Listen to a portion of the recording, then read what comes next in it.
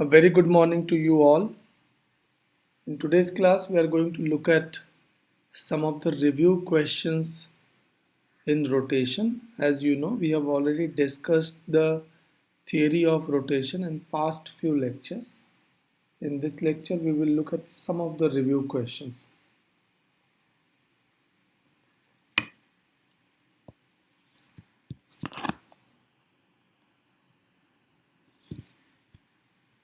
So let's go to the first question.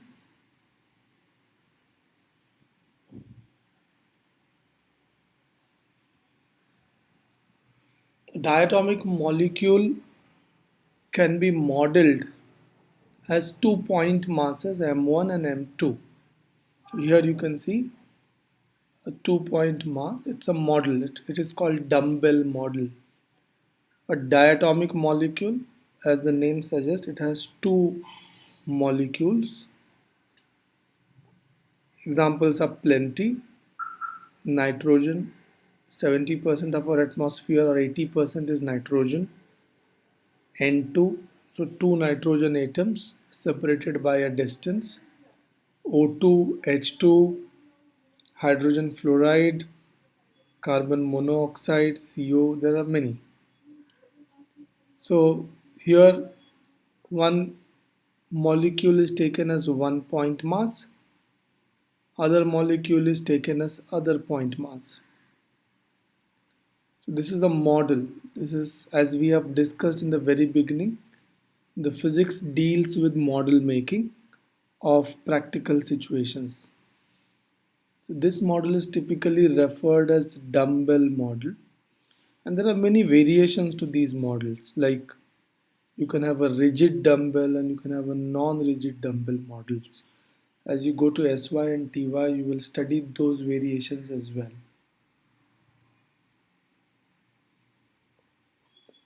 So the question is, a diatomic molecule can be modeled as 2 point masses M1 and M2 slightly separated. So they are separated. If the molecule is oriented along the y-axis, it has a kinetic energy K when it spins about the x-axis. So it is oriented about y-axis and x is the axis of rotation. That means it is rotating this way. It is rotating in YZ plane. Rotating about x-axis means it is rotating about YZ plane. What will be its kinetic energy in terms of K if it spins at the same angular speed about the z-axis and about the y-axis? So if it rotates about the z-axis, it will rotate in xy plane, and if it rotates about y-axis, then it rotates about its own position. So can you tell me the answer to the part A?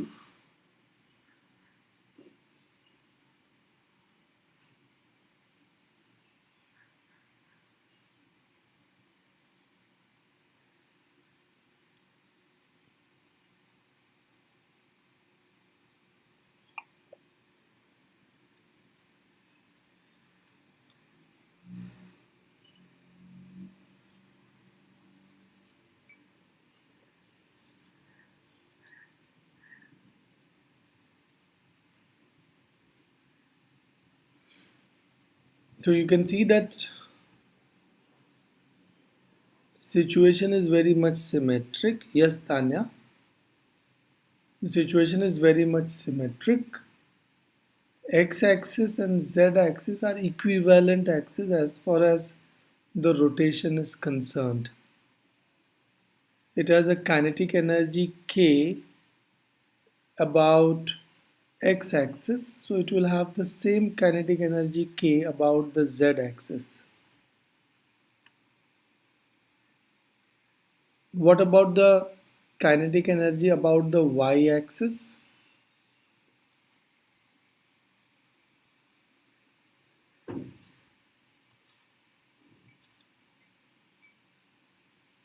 Anybody can anyone think about it?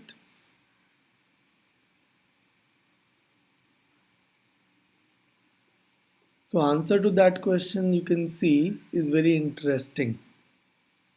About y-axis, the both the masses m1 and m2 are on the y-axis.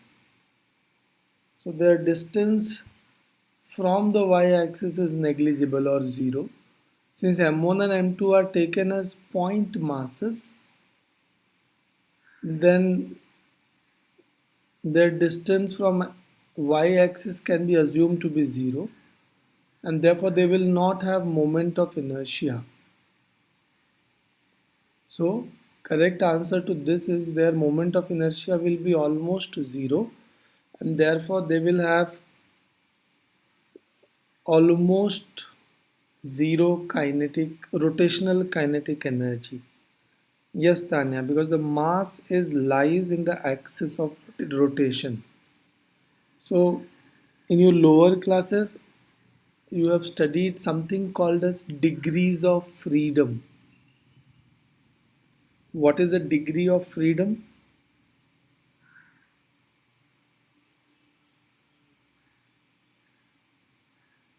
So a degree of freedom is number of independent ways a system can possess energy. So this diatomic molecule will have certain number of degrees of freedom for rotational energy. So the question is, how many degrees of freedom does it have as far as rotation is concerned?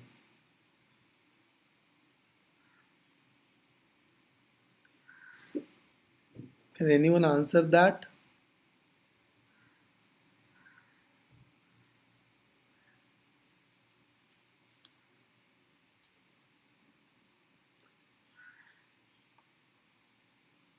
Yes. So since it can possess energy about the x-axis rotation and about sorry, about z-axis rotation, so it will have those 2 degrees of freedom, but it does not possess any energy or any rotational energy about y-axis, so it will not have a degree of freedom about y-axis, so it has only 2 degrees of freedom. Remember, simultaneously this molecule, if it's a gas molecule, it can move anywhere. It may have 3 translational degrees of freedom, and total it will have 5 degrees of freedom. So this question becomes very important when you will do in your higher classes something called as molecular spectra, or even for chemistry students you will do molecular spectrography, then the rotational energy levels becomes very important. So let's go to our next question. In figure, all points on the chain have the same linear speed. So this is a cycle chain. This is a smaller wheel and this is a larger wheel. We are all familiar of it because at some or other moment of time in our lives, we have used a cycle. Now, as the cycle paddle rotates, the chain is going to move. So the elements of chain are going to move with certain speed v.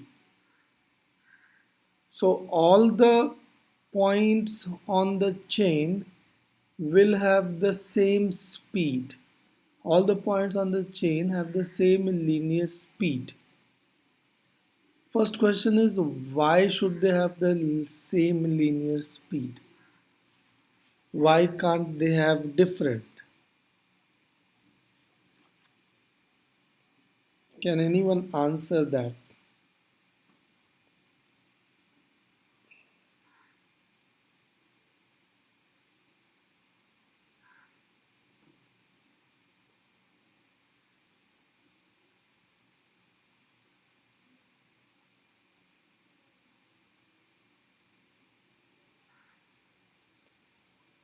you can easily see that at different points on the chain have different velocities, then two possible situations can occur.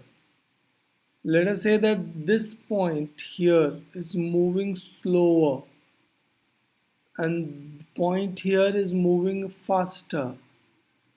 Then the chain will get slackened, it will loosen out somewhere in the middle. While if suppose this point is moving faster and this point is moving slower, the chain is going to break here.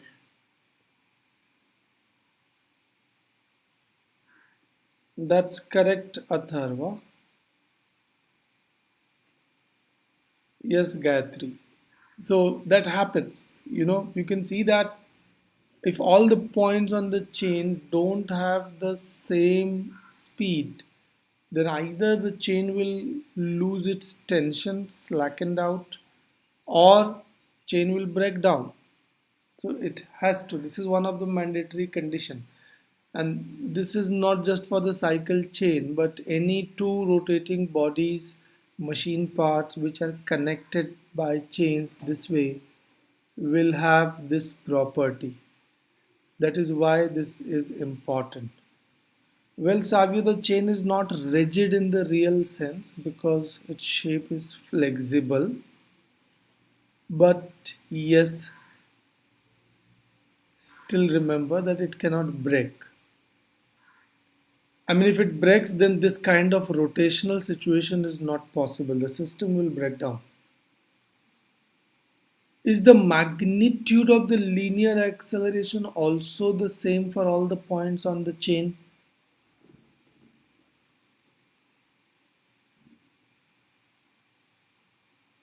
So now think about linear acceleration. Well, in magnitude, it is rate of change of speed.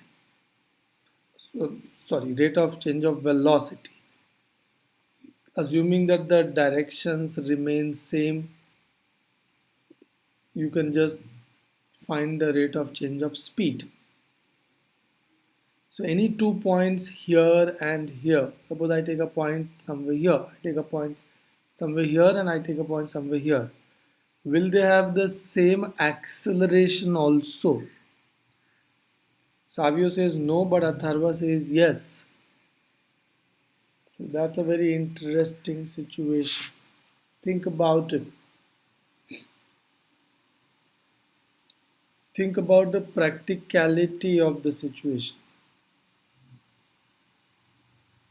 Yeah, Savio is now pointing angular acceleration. Here the question is about linear acceleration. The answer to the question is that the 2 points must have the same acceleration, same linear acceleration. Just think about it. What is linear acceleration? The rate of change of velocity or change in velocity in an equal time. So that's right, Gayatri. If suppose this part accelerates quickly and this part accelerates slowly, the chain will get slackened, lose its tension. If this part surges ahead quickly, having higher acceleration, while if this part has a lower acceleration, again the chain will break down. So same reasons, it should have same linear properties all around. All the points must have same linear velocity and all the points must have same linear acceleration. So the question is, so we answer the first part of the question, that is the magnitude of the linear acceleration also the same for all the points on the chain? Answer is yes. How are the angular accelerations of the two sprockets related? So their angular acceleration, or what do you call as alpha, how are they be related?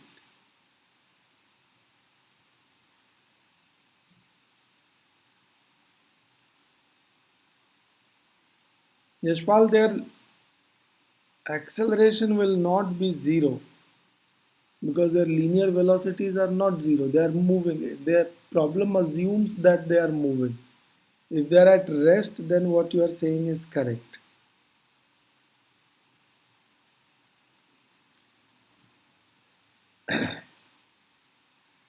Yeah, so we will have to look at it. So how can anyone tell me how, okay, I have put the equation over here. A is linear acceleration, alpha is angular acceleration. So they are related by this equation. A is equal to R alpha. If you remember, we know all the three relation. The linear displacement S is equal to R theta, linear velocity V is equal to R omega, and linear acceleration A is equal to R alpha. That's correct, Tanya.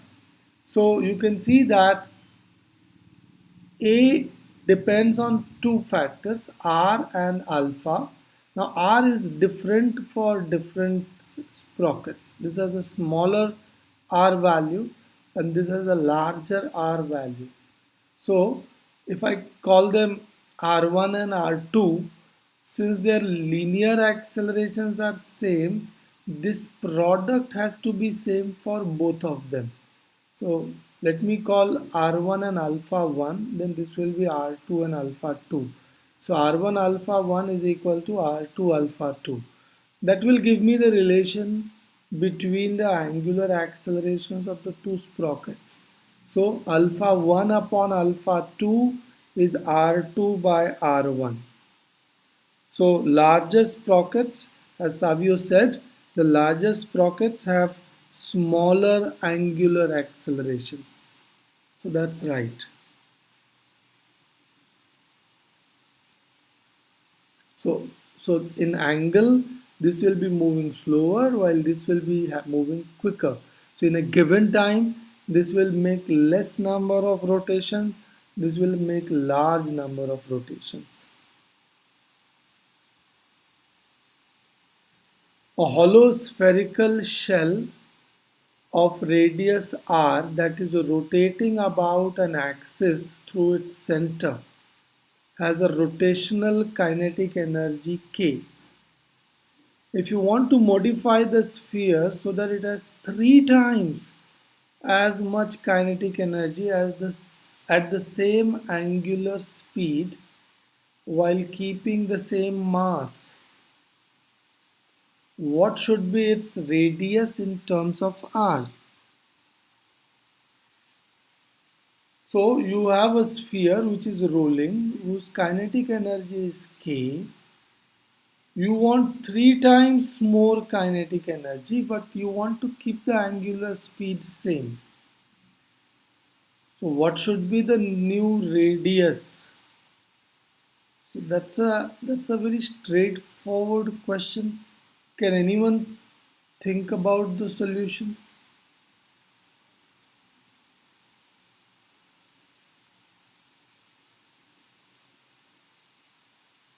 On what factor would the kinetic energy K, that is rotational kinetic energy K, will depend on? So Atharva says square root 3 into R. So if you remember, we are talking about rotational kinetic energy. Rotational kinetic energy is half I omega square. That's right, Tanya. Half I omega square is, if you increase k to 3k and if you want to keep omega same, the only parameter that will change is I prime. Now if I divide second line by first line, then I get 3 as I prime by I. But I is proportional to R square because the mass is not changing, it's same mass. So mass will cancel out, any other constant will cancel out. And what you will get is R prime as root 3 of R. So that's a very straightforward question. Go to the next one. When cylinder head bolts in an automobile engine are tightened, The critical quantity is the torque applied to the bolts. So when you are tightening any bolt in a car engine is just a metaphor. For that sake, you can imagine or think about any bolt anywhere. So why is the torque more important than the actual force applied to the wrench handle?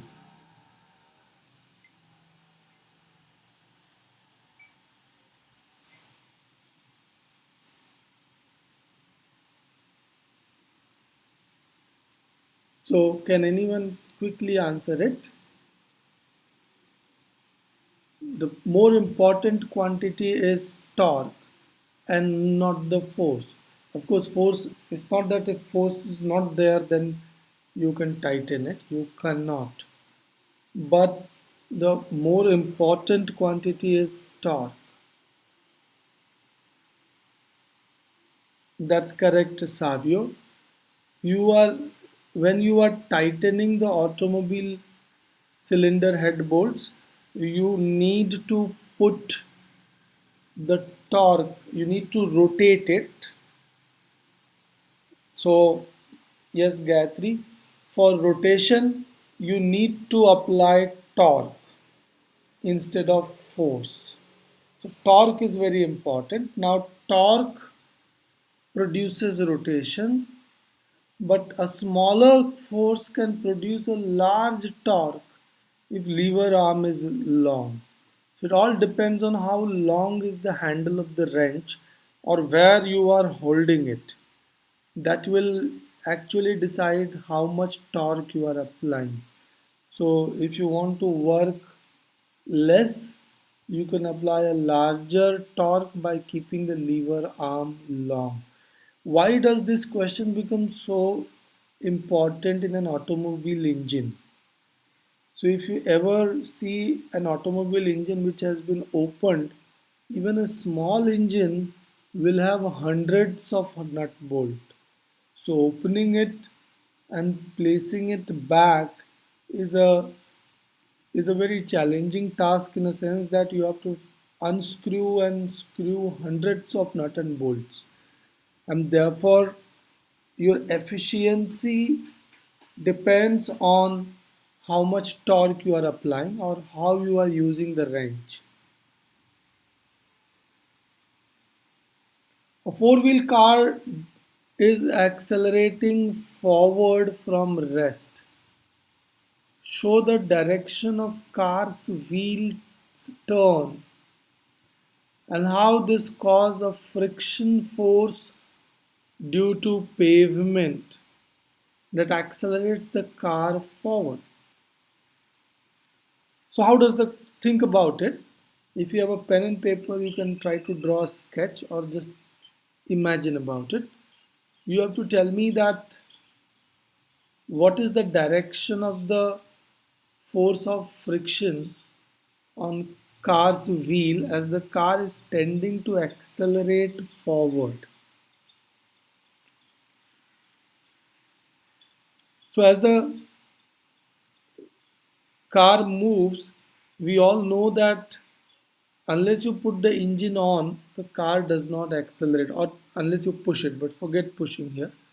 So if you are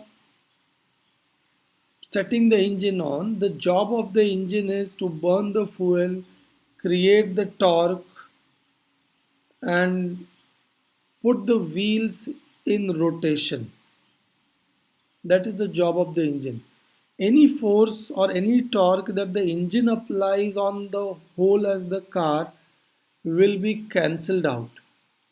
Why will it be cancelled out?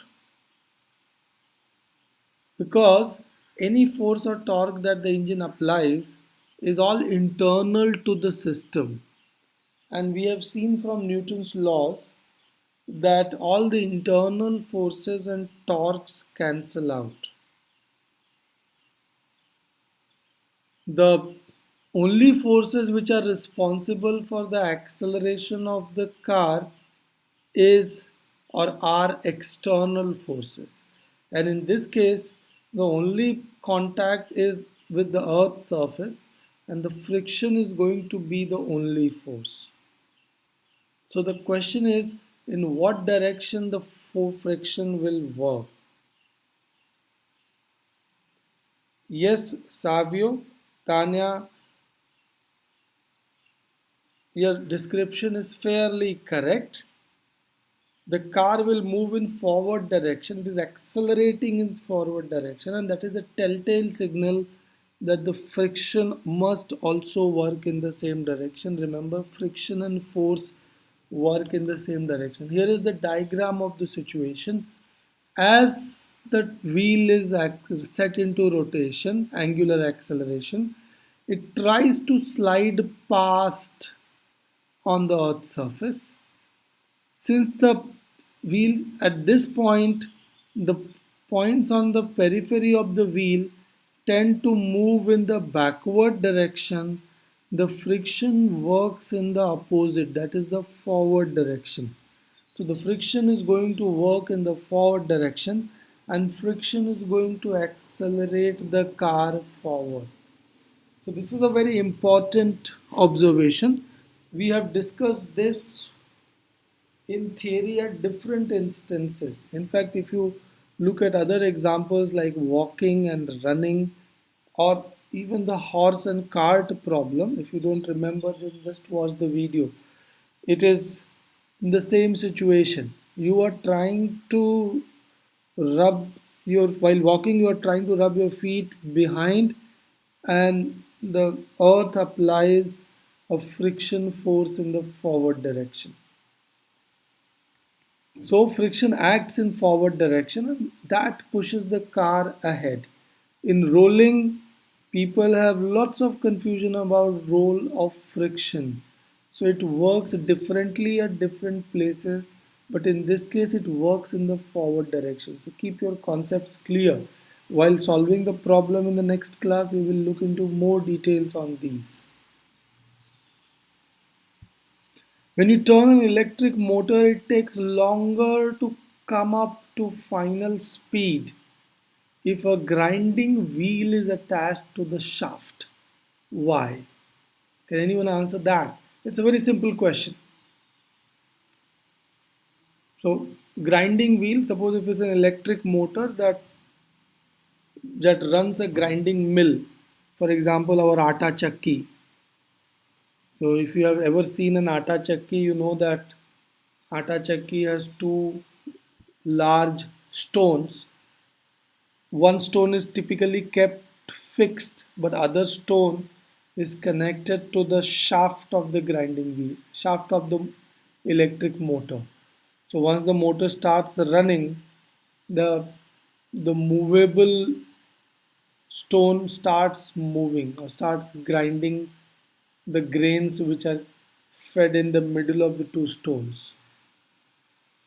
So the question is, why does it take longer to come up to the final speed?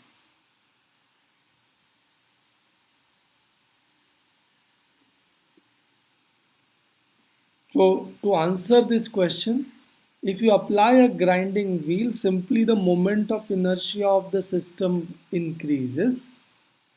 As the moment of inertia of the system increases, while the motor, electric motor has the same torque, whether the grinding wheel is attached or whether it is not attached, the electric motor is going to have the same torque. And its moment of inertia has now increased. Yes, Tanya. So, no, even earlier it will have some moment of inertia, but now the moment of inertia will increase, and therefore angular acceleration reduces. Remember, torque tau is I alpha. If you keep the torque same, but then if you increase I, then alpha will decrease, angular acceleration will decrease. So if the angular acceleration is less, it will take larger time to come to final speed. Yeah, that's right, Atharva. So we are in the last one or two questions now. A wheel is rolling without slipping on a horizontal surface in an inertial frame of reference in which the surface is at rest, is there any point on the wheel that has a velocity that is purely vertical? Is there any point that has horizontal velocity component opposite to the center of mass? Explain. Do your answers change if the wheel is slipping as it rolls? Why or why not?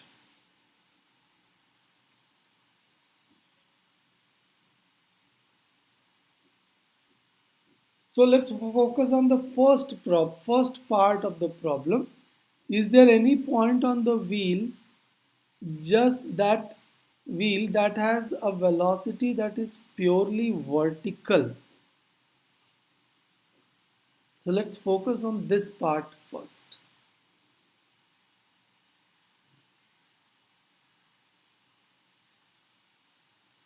So what could be the correct answer?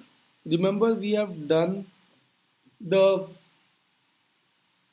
mechanics of rolling or dynamics of rolling bodies, and we have seen that rolling bodies or rolling motion can be split into two components: a linear motion, translational motion without rotation, and a pure rotation without translation. So so the is there any point on the wheel which has a velocity that is purely vertical? No, I'm sorry, Savio, that is incorrect. Atharva, even you are incorrect for the first part of the problem. Think more. Is there any point on the wheel that has a velocity that is purely vertical? It cannot. Remember, the entire wheel is under translation in the forward direction. So, all the points on the wheel will have a horizontal component of the motion. Since all the points have the horizontal components, no point will have any vertical components. That's right, Gayatri. Look, here is my drawing. I have shown this drawing even earlier. So motion of the wheel can be split into two components. This is translational component along straight line. So in a translational component, you ignore rotation. So all the points are moving with same horizontal speed. So any point you take, it has this velocity, horizontal velocity. Here, here, here, and here. Okay, this is the translational component. This is rotational component. Yeah, that's right, Gayatri. Uh, yes, it is confusing. That is why the review questions. That is why we review. We take a review lectures on the topic. That the topics can be confusing sometimes, and a review will always give us a, a better view, a better way of understanding the situation. So this is the pure rotation. Now in pure rotation, yes, you have this point which is a purely vertical, which is downward component, and this is purely vertically upward component. These two in a pure rotation. However, the actual motion is the combination of the two. Now since every point has horizontal component, even if those two are having vertical component, their net components will point in some other direction. So any point if you take, they will all move in this way. I mean, they will never have a vertical component because all the points are having a horizontal, so they will never have a purely vertical component. Remember that. So the answer to the first question is no. What is the answer to the second question? Is there any point that has a horizontal velocity component opposite to the center of mass?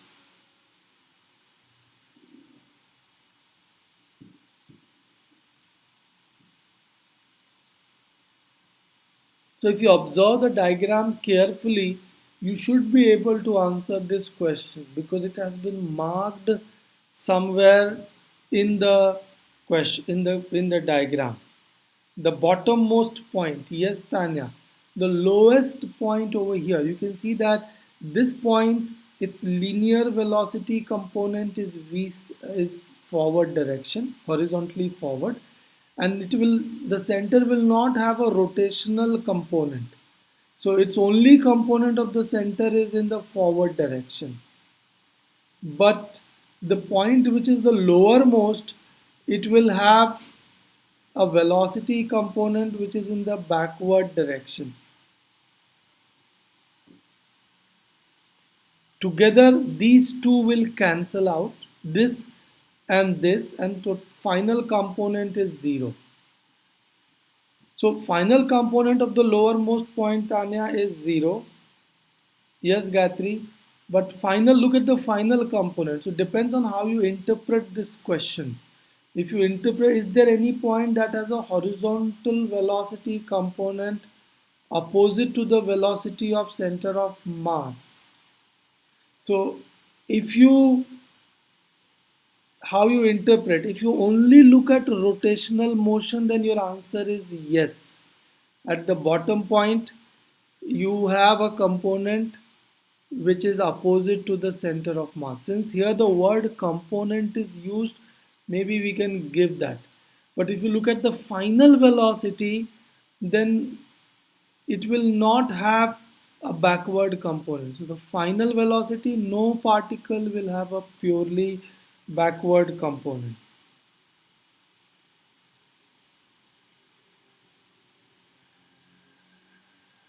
Do your answers change if the wheel is slipping as it rolls? Why or why not? The answer is yes. If it is slipping, then the answers will change, because if it is slipping at some point, then only component will be there as horizontal. Slipping is just this component. For the slipping time or slipping part, this entire diagram will vanish. So there is no backward component, there is no downward and no slanting components also. Okay, that I think is my last question today. You are standing at the center of a large horizontal turntable in a carnival funhouse. The turntable is set rotating on a frictionless bearings and it rotates freely. That is, there is no motor driving the turntable. As you walk towards the edge of the turntable, what happens to the combined angular momentum of you and the turntable? What happens to the rotational speed of the turntable? Explain your answers. So you are on a large turntable. These kind of turntables can be seen if you go to Imagica or SL World or wherever. In our department lab, we have a small turntable. Maybe once we'll reopen, I can show you. But yes, so the question is, if you walk towards, it's a huge one, you can stand on it, walk on it. So as you walk towards the edge of the turntable, what happens? So yes, Gayatri, yes, your answer is correct. No, Atharva, the angular momentum increases because L is equal to I omega, remember. And if you are walking, if you are towards the center of the turntable, then you are closer to the axis and therefore your distance is less and therefore your moment of inertia of the system is less. But as you go away from the center, your R value will increase, the I will increase. As I increases, we are applying the principle of conservation of angular momentum. Angular momentum has to be conserved. Yes, Savio. So angular momentum has to be conserved, and therefore as I increases, omega decreases. So the answer to the first question is that combined angular momentum will increase, but what happens to the combined angular momentum of U and turntable? So the answer to the first question is the combined angular momentum will remain the same. Why would it remain the same? Because there's no external torque acting. What will increase? I will increase, moment of inertia. What will decrease? Omega will decrease. Product of the two, which is L, that will remain constant. So rotational speed of the turntable will go on decreasing. That's where we stop today. Thank you.